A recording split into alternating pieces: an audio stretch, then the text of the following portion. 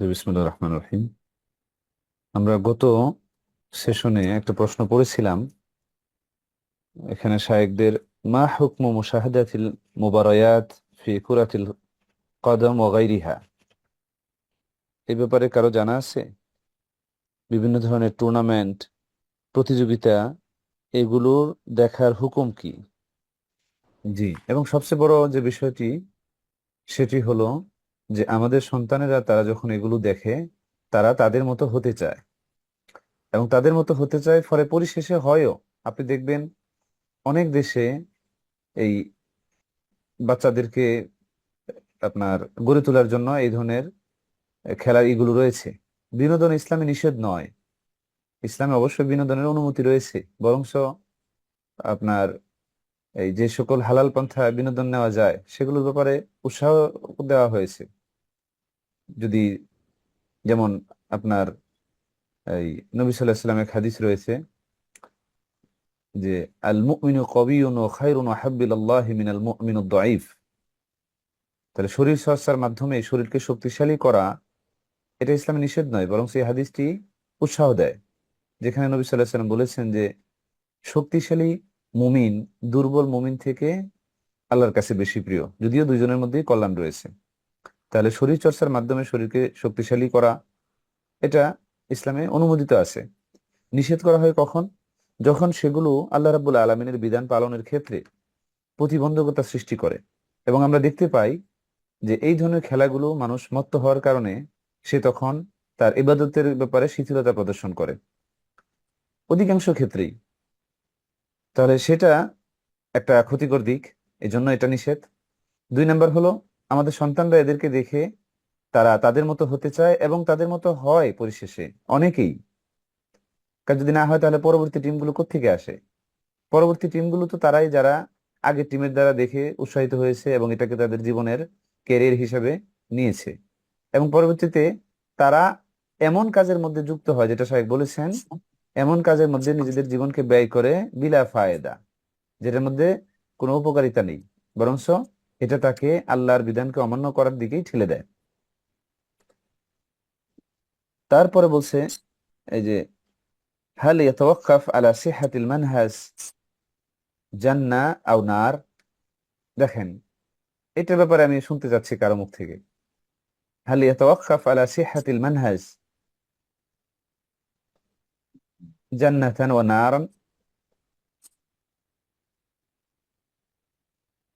নবী সাল্লাল্লাহু আলাইহি ওয়াসাল্লাম যে হাদিসটি আপনি বললেন সেটার মধ্যেও যেমনটি আছে, আবার এই নবী সাল্লাল্লাহু আলাইহি ওয়াসাল্লাম আরেক হাদিসে তিনি বলেছেন যে আমার উম্মতের একটি দল হকের উপর প্রতিষ্ঠিত থাকবে, এবং যারা তাদের নিন্দা করবে কিংবা যারা তাদের বিরোধী করবে তারা তাদের কোনোই ক্ষতি করতে পারবে না, কিয়ামত পর্যন্ত তারা এই মতের উপর অটল থাকবে। তাহলে এই হাদিস দ্বারা এখানে মানহাজের বিষয়টা কিন্তু আমাদের মানে সিরিয়াসলি আসে। অনেকে হয়তো মনে করতে পারেন যে মানহাজের ব্যাপারে আপনারা এত আলোচনা করতেছেন, এটা হয়তো বা আপনারা নিজেরা চিন্তা করে একটা মানে পথ অবলম্বন করতেছেন যে না, সঠিকটা আমাদেরকে মানতে হবে। কিন্তু না, নবী সাল্লাল্লাহু আলাইহি ওয়াসাল্লাম নিজেও এই ব্যাপারে দিক নির্দেশনা দিয়ে দিয়েছেন যে না, এর বাইরে যারা আছে এরা সঠিক পথে নেই। তাহলে তাহলে সেক্ষেত্রে আমাদের কিন্তু অবশ্যই এটা একটি মানে আঁকড়ে ধরার মতো বিষয়, কারণ এটার বিকল্প অন্য কিছু ধরার কোনো সুযোগ নেই। এই জন্য শায়েখ বলেছেন যে ইজা সর আলা মানহাজিদ দলাল দুল্লাল ফাহুয়া মুতাওয়াআদুন বিন্নার। যারা এই পথভ্রষ্ট মানহাজের পন্থায় পদ্ধতিতে দিন পালন করবে তারা সেই যাদের ব্যাপারে ওয়াদা করা হয়েছে না জাহান্নামের। ফাসিহাতুল মানহাজ মিন আদামিহা ইয়াতারাত্তাব আলাইহা জান্নাহ আও নার। এই জন্য এই জান্নাতের এই মানহাজের সঠিক হওয়া এবং ভুল হওয়ার উপরই নির্ভর করে যে এই মানহাজের সঠিক হওয়া এবং ভুল হওয়ার উপরই নির্ভর করে ব্যক্তিটি জান্নাতি যাবে নাকি জাহান্নামে যাবে। সবচেয়ে বড় কথা হলো সে এমন পথে পরিচালিত হবে যেটা আল্লাহর সন্তুষ্ট অর্জনের পথ নয়। আল্লাহ তাআলা আমাদেরকে জান্নাত জাহান্নাম দিবেন, সেটা তো তিনি ওয়াদা করেছেন, কিন্তু তার থেকেও সবচেয়ে বড় কথা হলো আমরা যেন আমাদের মূল টার্গেট হয় এই দুনিয়াতে আমাদের আমল করার মাধ্যমে আল্লাহ রাব্বুল আলামিনের সন্তুষ্টি অর্জন করে নিয়ে আমরা দুনিয়া থেকে যেতে পারি। তারপরে এখানে মা হুয়া আল কাউল আল হক ফি কিরাআতিল কুতুবিল মুবতাদিআ ওয়া সামাইল আশরিতাতিহিম ওয়া সামাই আশরিতাতিহিম। তাদের কিতাবাদি এটার ব্যাপারে কেউ একজন বলেন।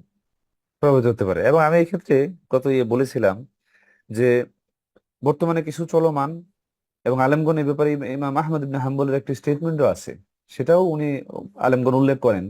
বিশেষ করে যারা নাস্তিকতা এবং এই ইসলামের বিভিন্ন বিষয় নিয়ে সংশয় যারা সৃষ্টি করে, এরকম গ্রুপ আছে এবং এটা ব্যাপক। আপনারা আমাদের ধারণা থেকেও ব্যাপক, যে কিছু মানুষ যেমন ফ্রান্সে রিসার্চ সেন্টার আছে, ফ্রান্সে রিসার্চ সেন্টার আছে যারা সারাক্ষণই ইসলামের বিভিন্ন মূলনীতিগুলোর উপর আক্রমণ করার জন্য কাজ করে যাচ্ছে। মূলনীতি বলতে যেমন হাদিস শাস্ত্রের উপর আক্রমণ করা, নবী সাল্লাল্লাহু আলাইহি সাল্লামের চরিত্রের উপর আক্রমণ করা এবং আবু হুরায়রা রাদিয়াল্লাহু আনহুর উপর আক্রমণ করা।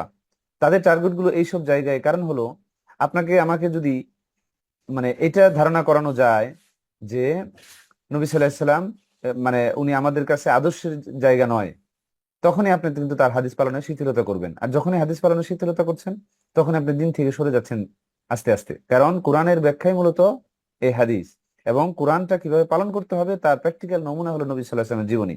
এই জন্য রাসূল সাল্লাল্লাহু আলাইহি ওয়াসাল্লামের জীবনীকে আক্রমণ করার তারা চেষ্টা করে, তার চরিত্র নিয়ে আঘাত করে। এবং আবু হুরায়রা রাদিয়াল্লাহু আনহুর ব্যাপারে তারা কাজ করছে ব্যাপকভাবে। এবং কত ব্যাপকভাবে তার একটা নমুনা আপনাদেরকে দেই। সেটা হলো যে প্রথম যে মুআজ্জাম বা আপনার মানে ডিকশনারি, হাদিস খুঁজার ডিকশনারি, যেটা দিয়ে, কারণ এত হাদিসের মধ্যে একটা শব্দকে খুঁজে পাওয়া একটু কঠিন।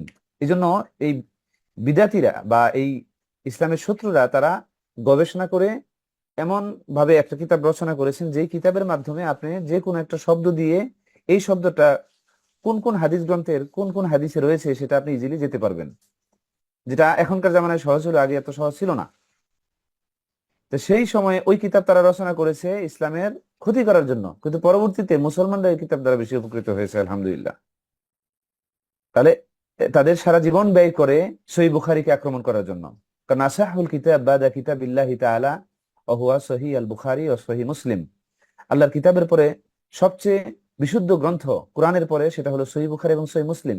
এই জন্য তারা সহিহ বুখারী এবং সহিহ মুসলিমের, বিশেষ করে ইমাম বুখারীর এই হাদিস গ্রন্থ, হাদিস সংকলনের ব্যাপারে তারা করে, আপনার সন্দেহ সৃষ্টি করে। ইমাম বুখারীর মানহাজের ব্যাপারে সন্দেহ সৃষ্টি করে, তার হাদিসগুলোকে ভুল ধরার চেষ্টা করে এবং ব্যাপকভাবে কাজ করে যাচ্ছে। ইভেন তারা এত ডেডিকেটেড, তাদের সারা জীবনই শুধু এই কাজে ব্যয় করে। তাহলে সেই সকল মানুষগুলো প্রতিনিয়ত কিতাবাদি লিখে যাচ্ছে।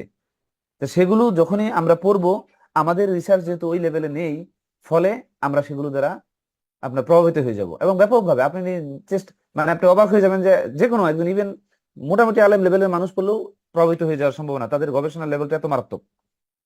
সেজন্য সেগুলো থেকে দূরে থাকা। কিন্তু যারা এই তখন আহমদ ইবনে হাম্বলের সেই স্টেটমেন্ট, যারা এগুলো নিয়ে কথা বলে তারা তো মূলত প্রচারই করছে।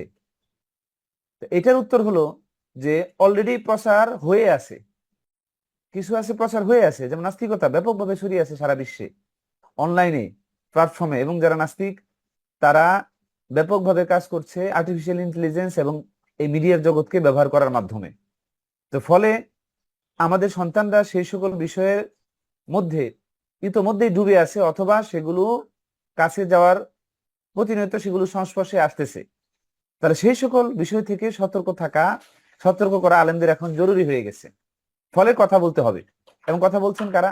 যেমন আরব বিশ্বে অনেকেই কথা বলছেন, যেমন ডক্টর সামি আমেরি। আমি বলেছিলাম ওনার নাম প্রায়, ওনার নামই আমার মুখে আসে এই কারণে, কারণ ওনার ব্যাপারে আমাদের টিচার, আমাদের ইউনিভার্সিটির টিচার একজন বলেছেন যে আরব বিশ্বে বর্তমান সময়ে তুলনামূলক ধর্মতত্ত্ব এবং এই নাস্তিকতা এগুলো নিয়ে ভালো কাজ করছেন যিনি, তুলনামূলক ধর্মতত্ত্বের উপর সবচেয়ে ভালো জ্ঞান রাখেন যিনি, তখন তার নাম আছে ডক্টর সামি আমেরি। এই ব্যাপারে তার ডক্টরেট থিসিস আছে, আর তার হিউজ গবেষণা এবং ইসলামের সৌন্দর্য, নাস্তিকতা, সৃষ্টিকর্তা অস্তিত্বের ব্যাপারে তার বইগুলো এরকম লেভেলের বই, বিকল্প আর নাই, নো অল্টারনেটিভ। ওনাদের ওনাদের বইগুলোকে বলা হয় মানে মাসাদের, এমন সব কিতাব যেগুলো কোনো বিষয়, ওইসব বিষয়ে যখন মানুষ সমস্যায় পড়ে তখন তখন তাদের কিতাবেই ফিরে যেতে হয়, এই মাসাদের টাইপের কিতাব।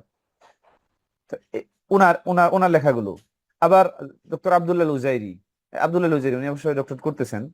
তারপরে আহমেদ বিন ইউসুফ সাইদ, তারপর সুলতান আল ওমাইরি, তারপরে আরো কিছু আলেম আছেন সৌদি আরবের এবং এই আপনার মরক্কো, মিশর, সিরিয়া, তারা বেশ কাজ করে যাচ্ছেন। হাইসাম তলাত, উনিও এই ব্যাপারে কাজ করে যাচ্ছেন। এই কিতাবগুলোর এখন ইংরেজিতে অনুবাদ হয়েছে এবং বাংলায় অনুবাদ হয়েছে। যেমন ডক্টর মানে আব্দুল আল উজাইরির বই, যেখানে তিনি এই রাসূল সাল্লাল্লাহু আলাইহি ওয়াসাল্লামের ব্যাপারে যে সকল বিদ্যার্থীরা কথা বলে, বিদ্যার্থী এবং একই সাথে যারা ইসলামের শত্রু, যে নবী সাল্লাল্লাহু আলাইহি ওয়াসাল্লাম এর চরিত্র নিয়ে, তার বিভিন্ন বিষয় নিয়ে যারা সন্দেহ সৃষ্টি করে, ইভেন তাদের এই বিরোধিতা এত পর্যায়ে যে তারা তাদের লেখনীতে এটাও লেখে যে নবী সাল্লাল্লাহু আলাইহি ওয়াসাল্লাম নামে ইতিহাসে এমন কোনো ব্যক্তি ছিলেন না, নাউজুবিল্লাহ। তাহলে সেই সকল ব্যাপারেও গভীর রিসার্চের মাধ্যমে জবাব দিয়েছেন ডক্টর সামি আমিরি তার কিতাব বারাহিন উজুদিল্লাহ। এবং এই বইটির এই এই লেভেলের গবেষণার কারণে আলেমগণ এটার ব্যাপারে বলেছেন যে বর্তমান জামানায় বারাহিন নবুয়া, নবী সাল্লাল্লাহু আলাইহি ওয়াসাল্লামের অস্তিত্বের প্রমাণের ব্যাপারে যে সকল বই লেখা হয়েছে তার মধ্যে এটা বেস্ট বই। এবং এই কারণে ইংল্যান্ডের একটা রিসার্চ সেন্টার, যেটার নাম হলো সেপিয়েন্স ইনস্টিটিউট, তাদের ওয়েবসাইটে এই বইটি তারা ইংলিশে ট্রান্সলেট করে ফি দিয়ে দিয়েছে। সেপিয়েন্স ইনস্টিটিউট, আপনারা চাইলে সেটা পড়ে দেখতে পারেন। 800-900 পৃষ্ঠার বই, কিন্তু আপনি যতক্ষণ পড়বেন ততক্ষণ আপনার মনে হবে যে বইটা আরেকটু বড় হলে আরেকটু ভালো হতো, মানে এত রিসার্চ করা। আবার ডক্টর আব্দুল্লাহ উজাইরি, উনিও সেপিয়েন্স ইনস্টিটিউটে বর্তমানে ইংল্যান্ডে সম্ভবত ডক্টরেট করতেছেন, সৌদি আরবের স্কলার। উনিও উনার এই লেখনির মাধ্যমে প্রচন্ড পড়ুয়া মানুষেরা, এরা সমাজে এইসব বিষয় নিয়ে কাজ করছে, তাদের বই পুস্তক আপনারা পড়বেন। যদিও তাদের বই পুস্তকে যারা এই ব্যাপারে এইসব ব্যাপারে আপনার সন্দেহ সৃষ্টি করছে, তাদের সেই সন্দেহগুলো তুলে ধরা হয়েছে। এই জন্য নয় যে ছড়িয়ে দেওয়া, বরং এই জন্য যে সমাজে এগুলো অলরেডি বিরাজমান, ওনারা শুধু এগুলোর ব্যাপারে রদ করার জন্য লিখেছেন। উনার বই সুমুন নাহার, এটাও উনি, সুমুন নাহার হলো আপনার সৃষ্টিকর্তার অস্তিত্বের ব্যাপারে লেখা, যেটা শরীয়তের দৃষ্টিকোণ থেকে এটা সবচেয়ে বেস্ট বই। কারণ এই ব্যাপারে অন্যান্য স্কলাররা যা লিখেছেন সেগুলো, যারা লেখেন তারা বেশিরভাগই জেনারেল শিক্ষিত মানুষ এবং শরীয়তের তেমন জ্ঞান নেই। কিন্তু আব্দুল্লাহ উজাইরি উনি শরীয়তের দৃষ্টিকোণ থেকে সৃষ্টিকর্তার অস্তিত্বের লজিক্যাল দিকগুলো তুলে ধরেছেন। যদিও এই ব্যাপারে আপনার আলেমগণ কাজ করেছেন, যেমন তাফসির সাদির লেখক আব্দুর রহমান সাদি, তিনিও এই ব্যাপারে তার বই আছে। মসজিদ নববীতে ফজর নামাজের পরে একবার দেখলাম এক স্কলার, সম্ভবত উনি মহসিন আল আব্বাদের ছেলে আব্দুর রাজ্জাক, উনি এটার ব্যাখ্যা করেছিলেন। তার মানে আলেমগণ এই ব্যাপারে তারা তাদের নজর যে মানে ছিল না এমনটি নয়, যে সৃষ্টিগত অস্তিত্বকে অস্বীকার করা, তারা এগুলো যুক্তির মাধ্যমে তারা উপস্থাপন করেছেন। তা আমরা সেই বইগুলো দেখতে পারি, সেগুলো ইংরেজিতে অনুবাদ রয়েছে। বলার উদ্দেশ্য হলো এখানে যারা অনেক ইংরেজি জানেন আলহামদুলিল্লাহ, যেহেতু বিদেশে আছেন, তারা এই বইগুলো পড়তে পারেন। এই জন্য মুক্তাদিনদের বই পড়ার জায়েজ নেই। শাইখ বলেছেন তাদের জন্য যারা এগুলো পড়ে কি, যে লিয়াজলিল ইখতিলাফ ফাকাত, শুধু এগুলো পড়ার জন্য পড়ে, অন্য কোনো কারণে না। কিন্তু লা লিয়াজলি রদ্দি ওয়া বায়ানি হালিহা, কিন্তু সেগুলোর ব্যাপারে রোধ করার জন্য নয়। তাহলে সেগুলো যারা করে মানে যা শুধু মানে লিতাসলিহা, মানে পড়বে কিন্তু বিনোদনের জন্য বা জাস্ট সময় কাটানোর জন্য, তাদের জন্য নিষেধ। কারণ এগুলো অন্তরের মধ্যে প্রভাবিত করে। এবং অনেক মানুষ আছে এগুলো পড়ার মাধ্যমে প্রভাবিত হয়ে তারা এটাও বলেছেন যে নাস্তিকদের বই অধিক বেশি যৌক্তিক, তাদের কথাগুলো বেশি লজিক্যাল মনে হয়। অসংখ্য মানুষ, অসংখ্য মানুষ মানে কিছু ভালো লেভেলের যারা প্রথম দিকে ভাবে ইসলাম পালন করেছে, তারাও এটা দ্বারা প্রভাবিত হয়েছে। এই জন্য সতর্ক থাকতে হবে। এরপরে আমাদের এর আগে আমরা যেহেতু এটা জেনেছিলাম যে ফিরকা নাজিহা মানসুরা এরা কারা, এদের বৈশিষ্ট্যগুলো কি, সিফাতও জানতে হবে। আপনারা কিছু মানুষের আচরণ দেখলে সেটা বুঝতে পারবেন। এখানে প্রশ্ন বলা আছে, 49 নম্বর প্রশ্ন, মান হিয়া আল ফিরকা নাজিহা,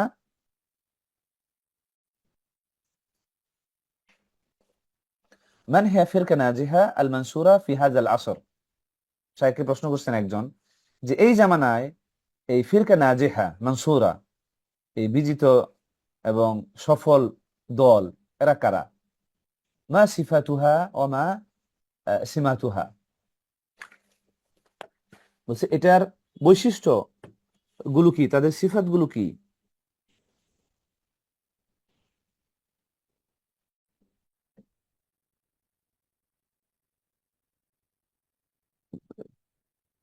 তাদের যে চিহ্ন, লক্ষণগুলো কি কি, সিমাত।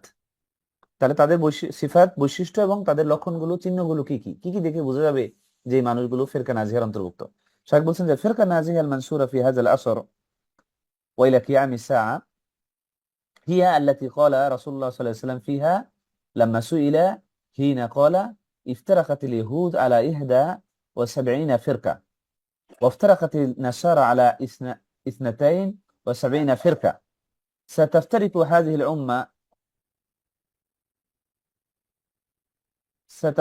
هذه الأمة على 73 فرقة كلها في النار إلا واحدة وقالوا من هي قال من من كان على مثل ما أنا عليه اليوم وأصحابي দেখেন এখানে সেই বিষয়টা বলা আছে এবং এটা বেশ আমাদের মনোযোগকে আকৃষ্ট করে এই হাদিসটি। কারণ এখানে নবী সাল্লাল্লাহু আলাইহি সাল্লাম যত দলাদলি এগুলো হচ্ছে সবকে তিনি বলেছেন যে এরা কুল্লুহা ফিন্নার, এরা জাহান্নামী, ইল্লা ওয়াহিদান, একটা দলের কথা যেহেতু বলা আছে আমাদের এখানে অবশ্যই সেই জায়গার ব্যাপারে সচেতন হতে হবে। যে বলছেন যে ইহুদিরা তারা 71টা দলে বিভক্ত হয়েছে এবং নাসারা যারা খ্রিস্টান এরা 72টা দলে বিভক্ত হয়েছে এবং তিনি বলেছেন সাতাফতারিকু হাযিহিল উম্মাহ, নিজের উম্মতের ব্যাপারে তিনি ভবিষ্যদ্বাণী করেছেন যে আমার এই উম্মত তারা 73টি দলে বিভক্ত হবে। কারণ সাতাফতারিকু মানে এটা ফিউচার টেন্স। কুল্লুহা ফিন্নার ইল্লা ওয়াহিদা, সবাই জাহান্নামী হবে একমাত্র একটি দল বাদে। ডেফিনেটলি সাহাবীগণ তখন জানতে চাইবেন যে তাহলে সেই একটি দল কারা। তখন সাহাবীগণ জিজ্ঞেস করলেন মান হিয়া, তারা কারা। তখন নবী সাল্লাল্লাহু আলাইহি ওয়াসাল্লাম বললেন মান কানা আলা মিসলি মা আনা আলাইহি আল ইয়াউমা ওয়া আসহাবি। দেখেন সাহাবীদের কথা বলা আছে যে সাহাবীরা যে দলের উপর আছেন তাহলে এখান থেকেই আমাদের মানে এই হাদিসে আমাদেরকে সেই দিকেই মনোযোগ করায় যে সাহাবীরা যে আন্ডারস্ট্যান্ডিং নিয়েছেন, তারা যেভাবে দিন পালন করেছেন সেটা অ্যাকসেপ্টেড এবং আমাদেরকেও সেটা করতে হবে যদি আমরা সেই একটি দলের মধ্যে থাকতে চাই। ওয়াকালা আনহুম আল্লাহ আযজা ওয়া জাল, আল্লাহ রাব্বুল আলামিন তাদের ব্যাপারে বলেছেন যে ওয়াস-সাবিকুনা আল-আউওয়ালুন মিনাল মুহাজিরিন ওয়াল আনসার ওয়াল্লাযীনা ইত্তাবাউহুম বিইহসানি রাদিয়াল্লাহু আনহুম ওয়া রাদু আনহু ওয়া আ'আদ্দা লাহুম জান্নাতিন তাজরি তাহতাহা আল-আনহার খালিদিনা ফিহা আবাদা যালিকাল ফাওজুল আযীম। আর মুহাজির ও আনসারদের মধ্যে যারা অগ্রগামী ও প্রথম এবং যারা তাদেরকে অনুসরণ করেছে সুন্দরভাবে, আল্লাহ তাদের প্রতি সন্তুষ্ট হয়েছেন। আমি হুবহু সেই অনুবাদটি পড়তেছি। আর তারাও আল্লাহর প্রতি সন্তুষ্ট হয়েছে, তিনি তাদের জন্য প্রস্তুত করেছেন জান্নাত সমূহ যার তলদেশে নদী প্রবাহিত, তারা সেখানে স্থায়ী থাকবে অনন্তকাল, এটাই মহা সাফল্য। তাহলে এখানে সেই দলের ব্যাপারেও বলা আছে মুহাজির এবং আনসার। এরপরে মিন সিফাতি হাযিল ফিরকা বলছে এদের বৈশিষ্ট্যগুলো, এই দলের কিছু সিফাত বৈশিষ্ট্য বলছে আন্নাহা মুতামাসসিকুন বিহা কানা আলাইহি নবী আলাইহি সাল্লাতু সালাম ওয়া আসহাবু। এইজন্য দেখবেন সালফে সালেহিন যারা এরা সব সময় এই বিশেষ করে সালাফদের মানহাজে যারা আছেন তারা নবী সাল্লাল্লাহু আলাইহি সাল্লাম এবং তার সাহাবীদের আকীদা ধরার ব্যাপারে তারা বিশেষ গুরুত্ব আরোপ করেন। তাদের প্রথম তারা খুঁজেন যে নবী সাল্লাল্লাহু আলাইহি সাল্লাম এবং তার সাহাবীগণ এটাকে নবী সাল্লাল্লাহু আলাইহি সাল্লাম কিভাবে বলেছেন এবং সাহাবীগণ সেই জিনিসটা কিভাবে বুঝে আমল করেছেন রাসূলুল্লাহ সাল্লাল্লাহু আলাইহি ওয়াসাল্লামের সামনে। নবী সাল্লাল্লাহু আলাইহি সাল্লাম একটা জিনিস বলেছেন এবং সাহাবীগণ অনেক সময় ভুল বুঝেছেন, তখন নবী সাল্লাল্লাহু আলাইহি সাল্লাম আবার কারেক্ট করে দিয়েছেন। আবার নবী সাল্লাল্লাহু আলাইহি সাল্লামের সামনে সাহাবীগণ কোনো কিছু করেছেন, তিনি নীরব থেকেছেন, নীরব থাকার মাধ্যমে তিনি তাদের কাজের ব্যাপারে মনোসম্মতি দিয়েছেন।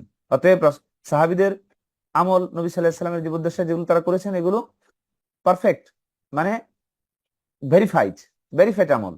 তো এই জন্য আমরা সেগুলো আমাদের জন্য অনুকরণীয়। এখানে বলছেন ওয়ামিন সিফাতিহা আন্নাহা তাসবিরু আলাল হক, হকের ব্যাপারে তারা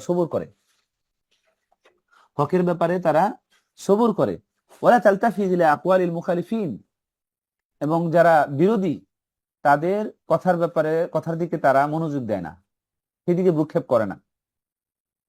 ওয়ালা তাখুযুহা ফিল্লাহি লাউমাতা লাইম, এবং এই যারা মানে আল্লাহ দিনের ব্যাপারে বিভিন্ন নিন্দা করে, এই নিন্দুকদের কথা তাদেরকে কি করে না, তারা এগুলো আল্লাহর ব্যাপারে তারা এগুলোকে কোনো কানে দেয় না। ক্বালা সাল্লাল্লাহু আলাইহি সাল্লাম, যেমন নবী সাল্লাল্লাহু আলাইহি সাল্লাম বলেছেন তার হাদিসে যে মান খাযালাহুম ওয়ালা মান খালাফাহুম লা ইয়াদুররুহুম মান খাযালাহুম ওয়ালা মান খালাফাহুম। এখানেও এটা বলা আছে যে তারা ওই রকম, যে তাদেরকে এটা ক্ষতি করে না। সেই উম্মত যারা সবসময় একটা উম্মত এই হকের উপর থাকবে, যাদের এই বিরোধীদের এইসব কাজ তাদের ক্ষতি করবে না। অমিন সিফাতি ফিরকা, তাহলে একটা হলো তারা সবুর করে এবং তারা অন্যদের কথার দিকে তাকায় না, সবুর করে এবং হকের উপর চলমান থাকে। তারপরে অমিন সিফাতিল ফিরকা নাজিয়াল মানসুরা, আরেকটা হলো আন্নাহা তুহিব্বু আস-সালাফাস সালেহ।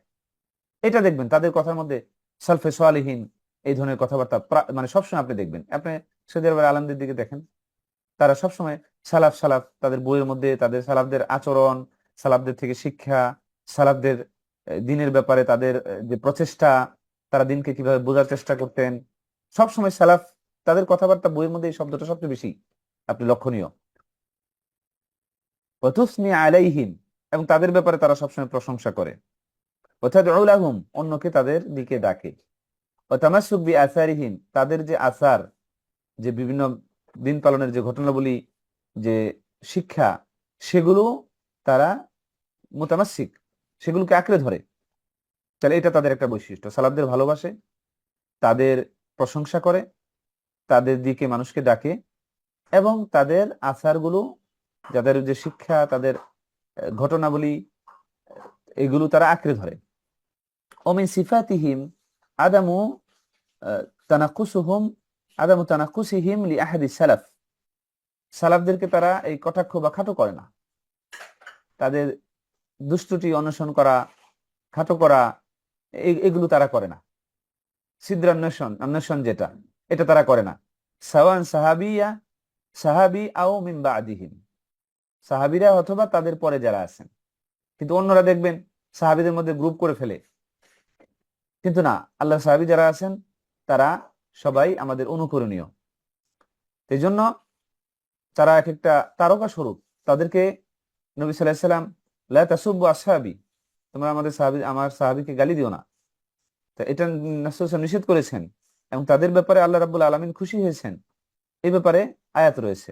ফলে সাহাবীদের এবং তাদের পরে যে, যেহেতু নবী সাল্লাল্লাহু আলাইহি ওয়াসাল্লাম বলেছেন আমার জামানা এবং এরপর উত্তম জামানা সাহাবীদের, তারপর উত্তম জামানা, তিনটা করুণের কথা তিনি বলেছেন। ফলে পরবর্তী করুণরাও আমাদের অনুকরণীয়। ওমিন আলামাতিল ফিরকা আল মুনহারিফা, তাহলে আমাদের সিফাতগুলো আমরা দেখলাম, একটা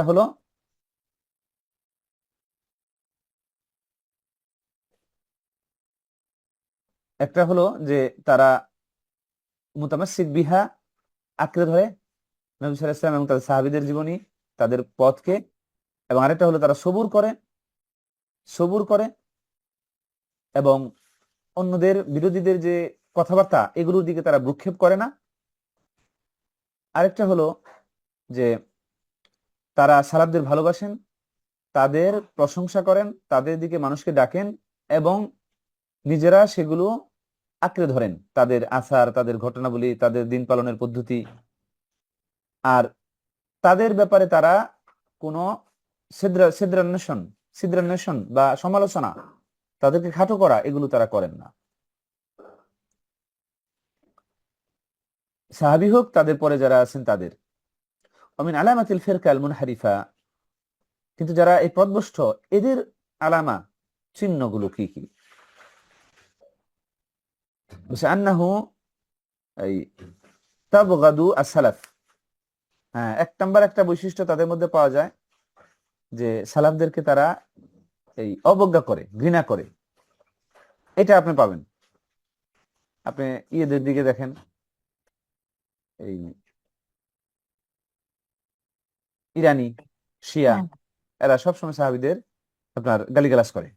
ইভেন তাদের কোরআনের ব্যাখ্যা আমরা দেখেছিলাম যে কোরআনের ব্যাখ্যা করার ক্ষেত্রে আয়াতগুলোকে তারা যেখানে একটু ওয়াইদ বা ওয়ার্নিং দেওয়া আছে, সেগুলো তারা বা খারাপ বৈশিষ্ট্যের কথা উল্লেখ করে জানিয়েছেন, সেগুলো তাদের দিকে তারা নিসবত করে বা তাদের দিকে সম্পৃক্ত করে দেয়। মানে এতটাই, এবং ইভেন তাদের বাচ্চাদেরকে তারা শিখায় ছোট থেকেই যে এরা হলো ইসলামের শত্রু। তাহলে এই মুনহারিফা, এদের একটা বৈশিষ্ট্য হলো সালাফদেরকে তারা অবজ্ঞা করবে, তাদেরকে গালিগালাজ করে, এবং তাদের মানহাজকেও তারা অবজ্ঞা করে। মানহাজকেও তারা অবজ্ঞা করে, মানে তাদের পথ পদ্ধতি, দিন পালনের বুঝ, এগুলো মনে করে যে এগুলো পথভ্রষ্টতা, দিনের সঠিক বুঝ নয়। কিন্তু যদি আপনি তাদেরটা পড়েন, তাদের চিন্তা চেতনা দেখেন, তাহলে দেখবেন যে বরঞ্চ তাদেরটাই পথভ্রষ্টতায় ভরপুর। তারা কোরআনকে যেভাবে ব্যাখ্যা করে, নবী সাল্লাল্লাহু আলাইহি সাল্লামের হাদিসকে যেভাবে অস্বীকার করে, হাদিস মানার ক্ষেত্রে বেছে বেছে তারা নবী সাল্লাল্লাহু আলাইহি সাল্লামের সাহাবীগণ, ওমর রাদিয়াল্লাহু আনহু থেকে, ওমর, ওসমান রাদিয়াল্লাহু আনহু, মানে সাহাবীদের থেকে যেগুলো বর্ণিত হয় তারা এগুলো সব বাতিল করে দেয়। কোরআন এটাকেও বলে যে এখানে অপূর্ণতা রয়েছে। এখানে 30 পারা আমরা বলি, ওরা বলে না, এটা অপূর্ণতা রয়েছে। এখানে আহলুল বাইতের অনেক ঘটনা বাদ দিয়ে দেওয়া হয়েছে। তারা সেগুলো নতুন করে, মানে তারা নিজেরা, এই জন্য তাদের কোরআন এইটি আমাদের মতো না, ডিফারেন্ট। তারা তাদের মন মতো ব্যাখ্যাও করে এবং সেখানে সংযুক্ত করেছে। আচ্ছা, এখন আরেকটা প্রশ্ন এখানে বলা হচ্ছে যে আমরা ইনশাআল্লাহ তাহলে আগামী সেশনে আমরা এই ব্যাপারে কিছু কথা বলবো ইনশাআল্লাহ। আল্লাহ তাআলা যেন তৌফিক দান করেন। এরপরে 50 নম্বর প্রশ্নে একজন শাইখকে বলতেছেন যে কাইফা তাকুনু মুনাসাহাতু তালিব লি শাইখিহি। দেখেন, একজন বলতেছে যে কিভাবে একজন ছাত্র শাইখকে নাসিহা করবেন।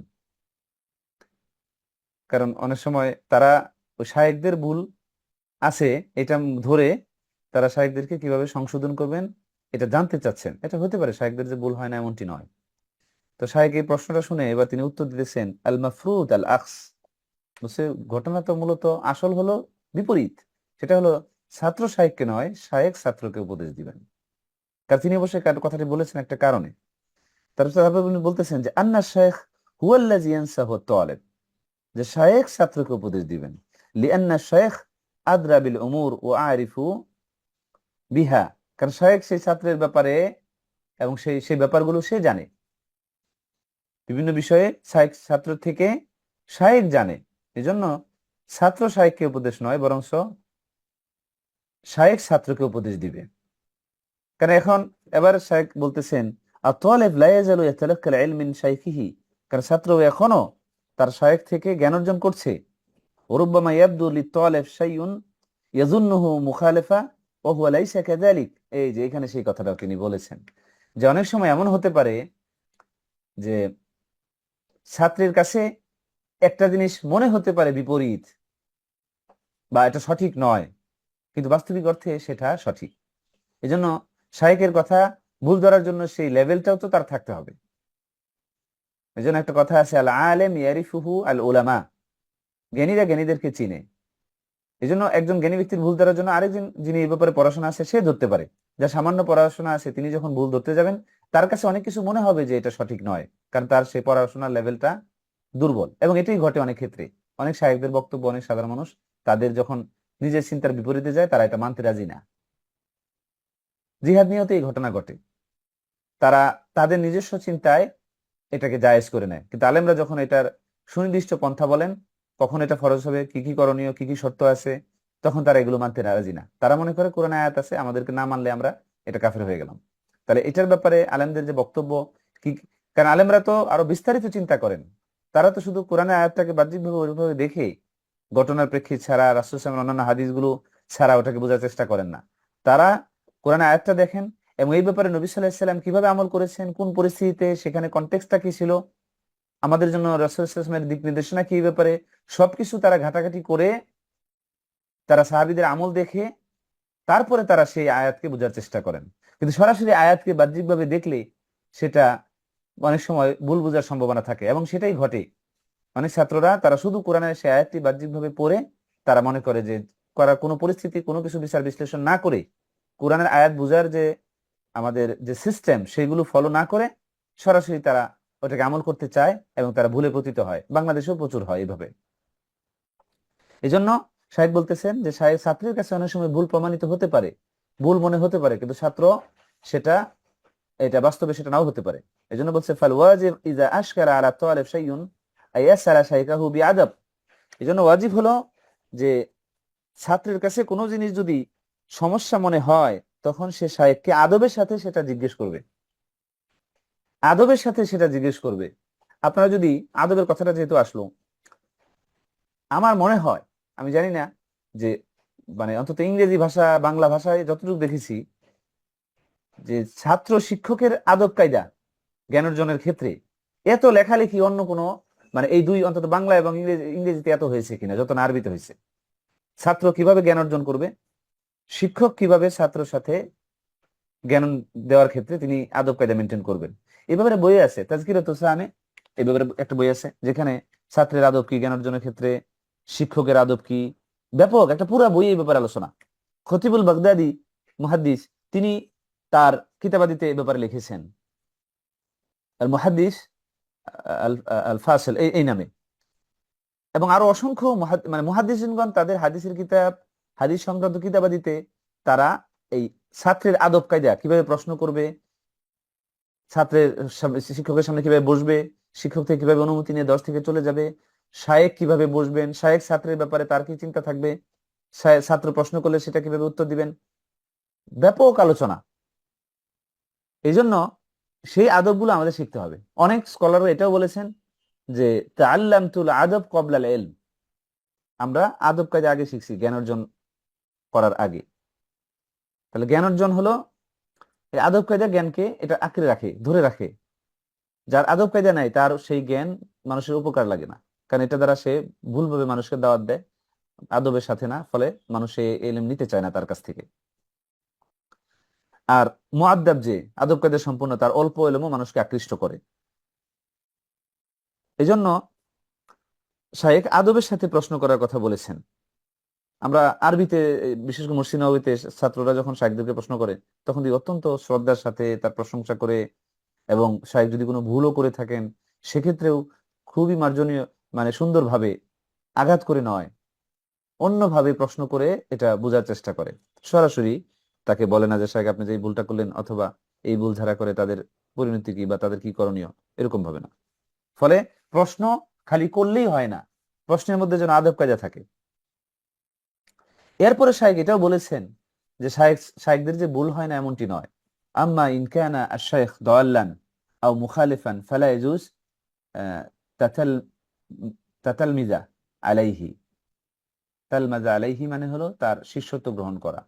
তাতালমিজা আলাইহি মানে বলছে যে শায়েখ যদি হয় পথভ্রষ্ট, এই যে এখানে গত সপ্তাহে আমাদের আলোচনার বিষয়টা এখানে আসছে, বলছে শায়েখ যদি হয় পথভ্রষ্ট অথবা আহলে সুন্নাহ জামাতের মুখালিফ, বিরোধী, ফালা ইয়াজুজ আই তাতালমিজা আলাইহি, তাহলে তার এই ছাত্রত্ব গ্রহণ করা, তার কাছে জ্ঞান অর্জন করা এটা উচিত না, জায়েজ না।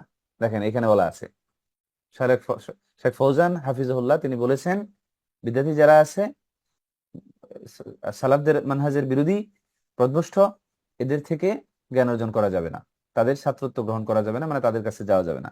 ও আম্মা ইন কানা শাইখ মুলাজিমান লিল হক, কিন্তু যদি সে হকের পথে থাকে, ওয়ালাকিন ওয়াকা মিনহু শাইউন মিনাল আখতা, কিন্তু হকের পথে থাকা অবস্থায় মানুষের ভুল হয়, হকের পথে থাকা অবস্থায় মানুষের ভুল হয়, ফাআলাইকা আন তুনাসিহাহু বিতরিকিস সুয়াল, তখন তাকে যদি আপনি উপদেশ দিতে চান সেই শায়েখকে, যে হকের মধ্যে মুলাজিম লেগে আছে কিন্তু হঠাৎ করে তার দ্বারা কোনো একটা ভুল হয়েছে, তখন সেই ছাত্র যদি শায়েখকে উপদেশ দিতে চায় তখন সে কিভাবে প্রশ্ন করার মাধ্যমে দিবে। কি প্রশ্ন?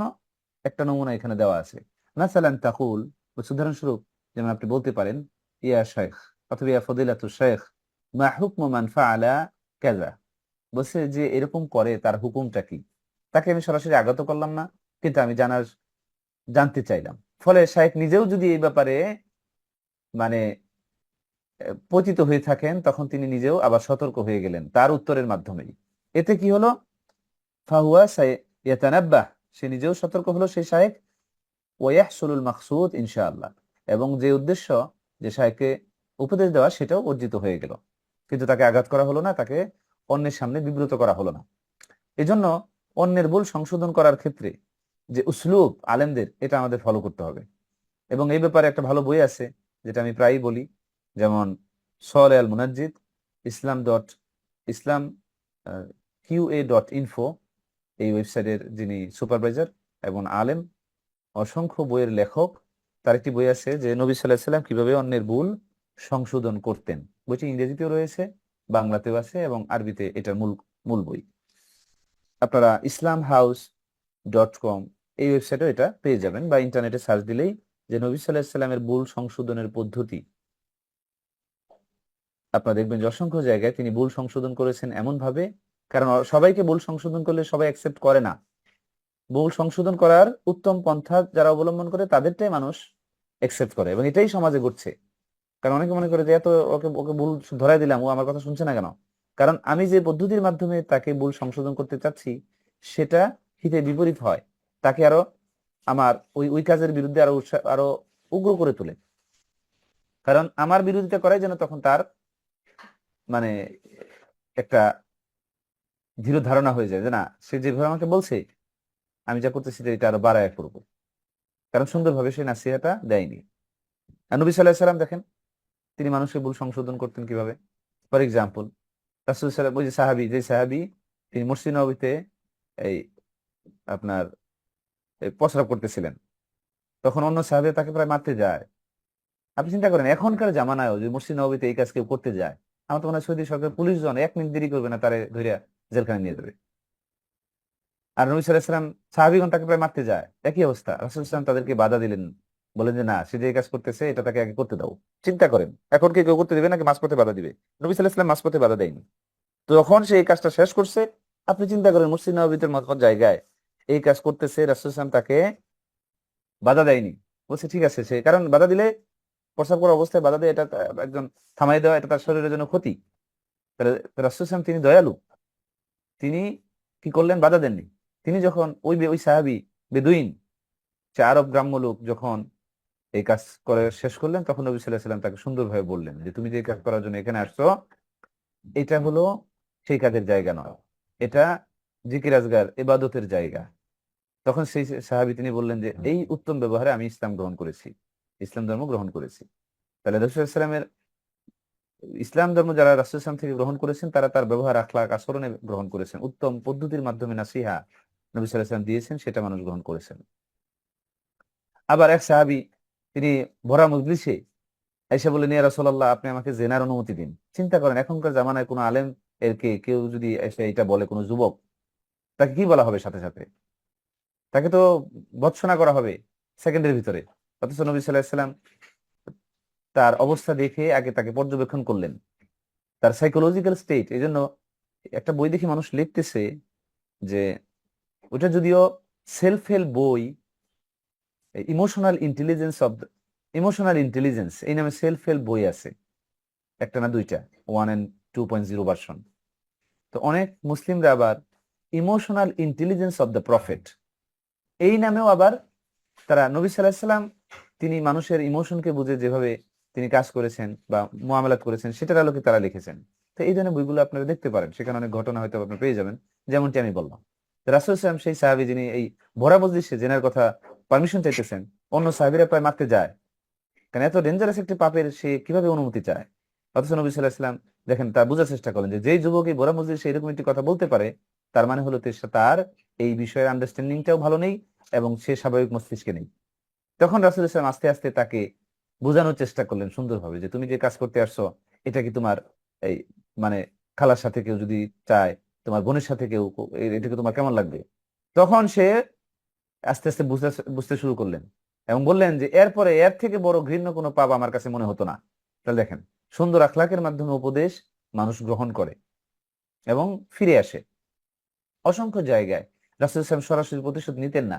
একবার এক বেদুইন তার এসে গলার মধ্যে একটা কিছু দিয়ে মানে খুব জোরে টান দিছে, নবী সাল্লাল্লাহু আলাইহি ওয়াসাল্লামের গলায় প্রায় দাগ হয়ে গেছে।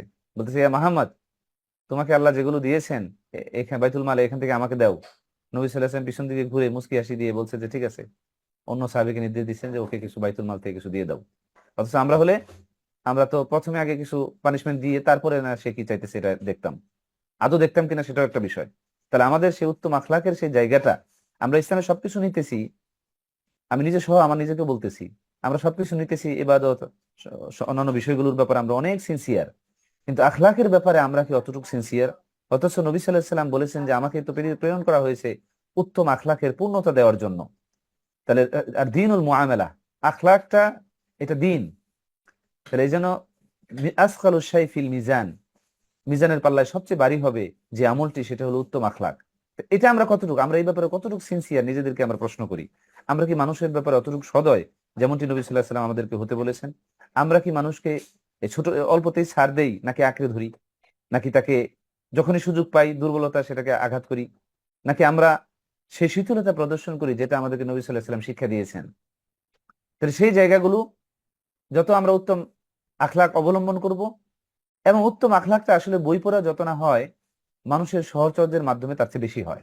বই পড়ে উত্তম আখলাকের থেকেও যারা উত্তম আখলাকদারী তাদের সাথে মিশলে কথা বললে এটা আমাদের বেশি প্রভাবিত করে। এই জন্য তৎকালীন জামানায় ছাত্র উত্তম আখলাকের, যেহেতু তার সহচর্য শিক্ষক উত্তম আখলাকের, তার সহচর্য ছাত্ররাও সেটাকে ফলো করতেন ব্যাপকভাবে, যেহেতু তারা সারাক্ষণ শাইখকে যেটা তিনি বলতেন সেটার উপর মুলাজেম লেগে থাকার ব্যাপারে দেখেছেন। এই জন্য আদব আখলাকের যে কথাগুলো আসছে এই প্রেক্ষিতে আমি কিছু জানালাম। আরো অসংখ্য কথা এটা আছে। কোনোদিন যদি সুযোগ হয়, আমি জানি না আমাদের এই বইয়ের পরবর্তী কোনো বই আমরা এই সেশনে পড়বো কিনা, এরকম বই আছে, আমরা এরকম একটা বইও আমরা পড়তে পারি আরবি থেকে বাংলায়, কারণ এটা দরকার। যেহেতু আমরা জ্ঞানার্জনের পথে যাত্রা করছি, সেখানে আদব কায়দা গুলো কি, এবং এটা ব্যাপকভাবে দরকার। আমি বইটা দেখেছি যে এটা অন্যতম একটি বই যেটা আমাদের পড়া দরকার। ফলে মদিনা ইউনিভার্সিটি এই তাজকিরাতুস সামে লিআদাবিল মুতাআল্লিম ওয়াল আলিম এই বইটার আমাদের মুকাররার করেছেন, মানে পাঠ্য বই করেছেন মদিনা ইউনিভার্সিটিতে। কারণ এটা গুরুত্বের কারণে যে একজন ছাত্র যেন জানে যে তার কি কি আদব আখলাক মেনটেন করা উচিত এই জ্ঞানার্জনের যাত্রায়, এবং তার নিজের উপর আদব গুলো কি কি, শিক্ষকের সাথে তার আদব গুলো কি কি, দর্শের সাথে তার আদব গুলো কি কি, সবকিছু ওখানে আছে। একজন ছাত্রের আখলাকি দিক, তার আকীদাগত দিক, তারপরে তার এই দৈনন্দিন যে কাজকর্মগুলো, পড়াশোনা কিভাবে করা উচিত, সবকিছু সেখানে বলা আছে। তো ওই ধরনের একটি বইও আমি মনে করি আমাদের পড়া উচিত। হকের উপর আঁকড়ে থাকা কঠিন, ফলে মানুষকে এটা আকৃষ্ট করে কম। আর বিদআত যেটা নিজেদের হাওয়ার উপর ভিত্তি করে গঠিত, সেটা পালন করার ক্ষেত্রে মানুষ আকৃষ্ট হয় বেশি, কারণ এটা তো সহজ। এমনও দেখা গেছে মসজিদ নববীতে একজন মানুষ তার সামনে, অথচ এই জামানায় তিনি ওই বিষয়ে সবচেয়ে এক্সপার্ট ব্যক্তি, শেখ মুসাইদ তাইয়ার, যিনি মানে উলুমুল কোরআন এবং এর এর শাখা প্রশাখার ব্যাপারে ভালো জ্ঞান রাখেন, এই জামানায় সবচেয়ে ভালো জ্ঞান রাখেন উনি, এটা বললেও ভুল হবে না। সেই শাইখের দর্শে মসজিদ নববীতে ভিডিওতে দেখা যায় যে উনি লেকচার দিচ্ছেন, উনার সামনে মাত্র একজন, অথচ ওই ভিডিও পরবর্তীতে মানে লক্ষ লক্ষ মানুষ দেখছে ইউটিউবে। তাহলে দেখেন আল্লাহ বারাকা কিভাবে দেবেন আল্লাহ জানেন। এই জন্য ওই একজন আছে এটা কোনো সমস্যা না, হকপন্থী মানুষ সংখ্যায় কম, কারণ এটা আঁকড়ে ধরা কঠিন, পালন করা কঠিন। আচ্ছা, আমরা এখানে থেমে যাই নাকি আরেকটা প্রশ্ন করবো? আমাদের কি সুযোগ আছে? সালাফগণ দেখেন, যেমন এক জায়গায় আছে যে একজন উনি মানে 1000 বার পড়েছেন, এবং এই সংখ্যাটাই বেশি। অধিকাংশ কিতাবাদি তারা এত বেশিরভাগ পড়তেন যে তাদের ওই কিতাবের নাম তাদের সাথে সম্পৃক্ত হয়ে যেত, তাদের নামের সাথে, কারণ উনি ওই কিতাবটা এত বেশিবার পড়েছেন। সেই জন্য আমরা বরঞ্চ এটা একটা ধোঁকা, অনেক সময় আমরা একটা বই পুরাটা পড়ি, পড়ার পরে আমাদের মনে হয় যে আমরা সেই বইয়ের সবকিছু আমাদের নখদর্পণে চলে আসছে, কিন্তু বাস্তবিক ভাবে একটা বই যখন একজন মানুষ একবার পড়ে, তার মাত্র 10% সে এটা বুঝতে পারে। যতই আপনি পড়বেন দেখবেন আপনার কাছে ওই বইয়ের আন্ডারস্ট্যান্ডিং দ্বিতীয়বার পড়লে আর একটু নতুন মনে হবে। তো ফলে আমাদের যেন সেই জায়গাগুলো আমরা সবসময় খেয়াল রাখি, যে বই শেষ করার থেকেও আমাদের কাছে জরুরি হলো যা আমরা পড়ছি আমরা যেন সেটা আমাদের আন্ডারস্ট্যান্ডিং হয়, আমরা যেন সেটা মনে রাখতে পারি। Subscribe to our YouTube channel, Know Tawhid First, and press the bell icon to get new video notifications.